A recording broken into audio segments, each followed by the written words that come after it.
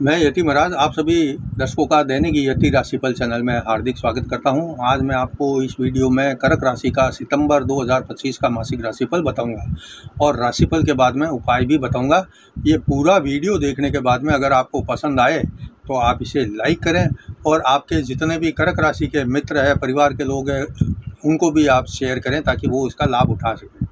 इसके अलावा इस महीने में अगर आप अपने राशि के स्वामी चंद्रमा का पूरा आशीर्वाद पाना चाहते हैं तो नीचे कमेंट बॉक्स में ओम चंद्र देवाय नमः अवश्य लिखें। आपकी कर्क राशि है और आपकी राशि का स्वामी चंद्रमा है जो प्राय एक राशि में लगभग 2.25 दिन तक रहते हैं। इस सितंबर महीने में अगर आपके लिए ग्रह गोचर की स्थिति देखें तो पिछले महीने के मुकाबले यह महीना काफ़ी अच्छा और पक्ष का बीतेगा। इस पूरे महीने में 12वें खर्च भाव में देवगुरु बृहस्पति का गोचर हो रहा है। ऐसे ही शनिदेव 9वें भाग्य स्थान में पूरे महीने गोचर करते रहेंगे और शनि पर जो है शनिदेव 9वें भाग्य स्थान में पूरे महीने गोचर करते रहेंगे और शनि पर तीसरे भाव में गोचर कर रहे मंगल की दृष्टि भी रहेगी। महीने के शुरू में या महीने के शुरू के दिनों में दूसरे धन और कुटुंब स्थान में सूर्य बुध की युति केतु के साथ में रहेगी, इसलिए परिवार में हलचल होना संभव है और आपसी तनाव और खींचतान के साथ एक दूसरे पर आरोप प्रत्यारोप वाली स्थिति बार बार बनती रहेगी। एक बात आपके लिए अच्छी है कि शुक्र जैसा शांत ग्रह आपकी राशि में गोचर करता रहेगा। इस महीने में आपकी रुचि अधिक धर्म ध्यान में रहेगी, लेकिन ये सभी कार्यक्रम बहुत खर्चीले साबित हो सकते हैं और अगर आप इस सब खर्चे से बचेंगे तो ये आपके लिए अच्छा रहेगा। वैसे इस महीने में आपको लंबी लंबी यात्रा करने का मौका मिलेगा। अगर विदेश जाने का सोच रहे थे तो अब आप जा सकते हैं।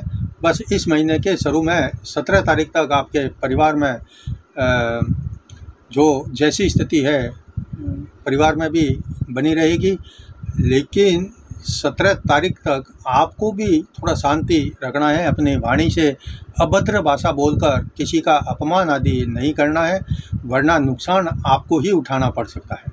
सितंबर का महीना शुरू के पहले 2 सप्ताह में आपके पक्ष में थोड़ा कम रहेगा, लेकिन आखिरी 2 सप्ताह में आपके लिए अनेक समस्याओं से मुक्ति का होगा। इस महीने में वैवाहिक सुख मिलेगा। प्रेम संबंधों के लिए भी महीना अच्छा है। स्वास्थ्य लगभग ठीक रहेगा और अब मैं आपको इस महीने में अलग अलग क्षेत्र में कैसा बीतेगा ये महीना मैं बताता हूँ, लेकिन उसके पहले मैं आपसे एक छोटा सा निवेदन करना चाहता हूँ कि अगर आपने अभी तक मेरे चैनल को सब्सक्राइब नहीं किया है तो सबसे पहले इसे लाल बटन दबाकर सब्सक्राइब करें और फिर घंटी के बटन को भी दबाएं ताकि जैसे ही मेरा कोई नया वीडियो पोस्ट होता है तो आपको सूचना मिल जाए और आप उसको सबसे पहले देख सकें। अब बढ़ते हैं आगे और देखते हैं कि अलग अलग क्षेत्र में आपके लिए यह महीना कैसा बीतेगा और मैं शुरुआत करता हूँ आपके कैरियर से। इस महीने में आपका कैरियर शुरू में मेहनत से आगे बढ़ेगा क्योंकि 10वें क्रम स्थान के स्वामी मंगल 13 तारीख तक आपके तीसरे भाई बहन और पराक्रम स्थान में रहेंगे और शनि के साथ साथ 10वें क्रम स्थान पर भी जो है दृष्टि रखेंगे। इसलिए आपको व्यापार में बिजनेस में काफ़ी समय देना पड़ेगा और बढ़ाने के लिए व्यापार बिजनेस को मेहनत भी करनी पड़ेगी।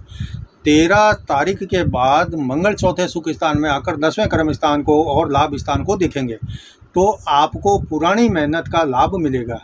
काम आसानी से बनेंगे और अगर नौकरी करते हैं तो अब आपके बड़े अधिकारियों से रिश्तों में मधुरता आएगी और कुछ अच्छे और बड़े लोगों से निकटता या मित्रता बढ़ेगी। इस महीने के अंत तक आप अपने कैरियर के मामले में सफल होकर निश्चिंत हो सकते हैं। 13 तारीख के बाद से मंगल की दृष्टि सप्तम साझेदार और दैनिक रोजगार स्थान पर, जीवन साथी स्थान पर पड़ेगी, इसलिए आपको थोड़ी दौड़ भाग होने के बाद सफलता मिलेगी और जीवन साथी के साथ में आप अच्छा व्यवहार रखें। अब देखते हैं आर्थिक स्थिति। इस महीने में आपकी आर्थिक स्थिति में निश्चित ही सुधार होता हुआ दिखाई दे रहा है। हालांकि महीने के शुरू में आपको थोड़ा सावधान रहना पड़ेगा, कारण कि आपकी आय तो होगी लेकिन कुछ बिना मतलब के खर्च भी आपको करने पड़ेंगे क्योंकि गुरु खर्च भाव में बैठकर आपके खर्च को बढ़ाने वाले हैं और ये खर्च धार्मिक हो सकते हैं। ऐसे ही अगर खर्च को महीने के शुरू में देखें तो राहु अष्टम मृत्यु स्थान में बैठकर और दूसरे धन और कुटुंब स्थान को देखेंगे जहां पर पहले से ही केतु का गोचर चल रहा है। इसलिए महीने के शुरू में खर्च को रोकना मुश्किल होगा, लेकिन जब मंगल और उसके बाद में बुध, शुक्र और सूर्य राशि बदलेंगे तो आपके खर्चों का बोझ कम होना शुरू हो जाएगा और यहाँ से आपको आर्थिक लाभ मिलना शुरू हो जाएगा। और दूसरे ग्रहों के प्रभाव से आपको धन की प्राप्ति इस महीने में होती रहेगी। और शुक्र जब आपके दूसरे धन और कुटुंब स्थान में आएंगे तो धन में वृद्धि करेंगे, और ऐसे ही जब मंगल चौथे स्थान में आएंगे तो आप संपत्ति आदि में वृद्धि कर सकते हैं। इस महीने के अंत में आपकी सुख समृद्धि में वृद्धि के कारण परिवार में बहुत खुशियां बढ़ाने वाला माहौल रहेगा। अब देखते हैं परिवार। यह सितंबर का महीना आपके परिवार के लिए काफ़ी महत्वपूर्ण है, क्योंकि अगर आप इस महीने के शुरू में ग्रहों के गोचर की स्थिति को देखेंगे तो समझ आएगा कि महीने के शुरू में आपकी राशि में चौथे स्थान का स्वामी शुक्र गोचर कर रहा है और उसके बाद दूसरे स्थान में आएगा।